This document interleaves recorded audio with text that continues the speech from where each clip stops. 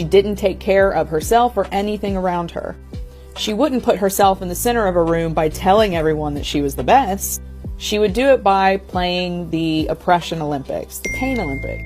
See, for my mother, her grandiosity took place in the thought process of, I've had it worse than anyone else, so everyone else should do what I say without question. Go watch her whole video. It's so good. She talks about grandiose narcissists and how often we think of them as men, and we think of them as men like Donald Trump, where they walk into a room and they accept all the adulation and all of the respect. They literally suck the air out of the room. So she goes into different types of grandiose narcissism, and I would like to speak on women having this type of grandiose narcissism because it most reflects my experience. She also speaks about women, and what she says is that instead of them walking into a room and expecting like unbelievable amounts of respect and adulation, female grandiose narcissists are often victims, and they expect everyone in the room to circulate around their emotions. They take up all the emotional energy in the room. They think they are entitled to it. They have a imagined hierarchy, and this comes down to the narcissistic delusion. They have an imagined hierarchy of emotional needs, and they're at the very top, and everybody else is expected to cater to their emotional whims or their emotional state at any given time because theirs is the most important. So often they will create chaos around them. Their homes will be in disarray. They will neglect their children. They will neglect their loved ones because they believe that their emotional response to their situation and their environment is of the utmost priority.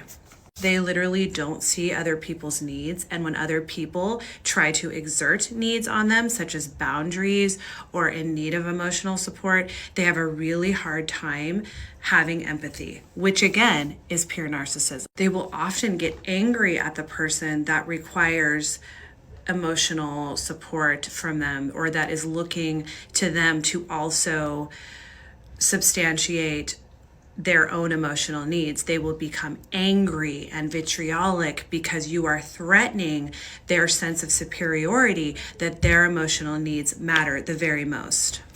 I've also seen this play out in covert ways with women narcissists, where they will go behind the scenes and puppeteer and create drama because they feel that their importance in a friendship group or in a friendship is not being acknowledged the way that they think that it should be, because again, in all their relationships, they think that their needs are the most important and that they're the most important people.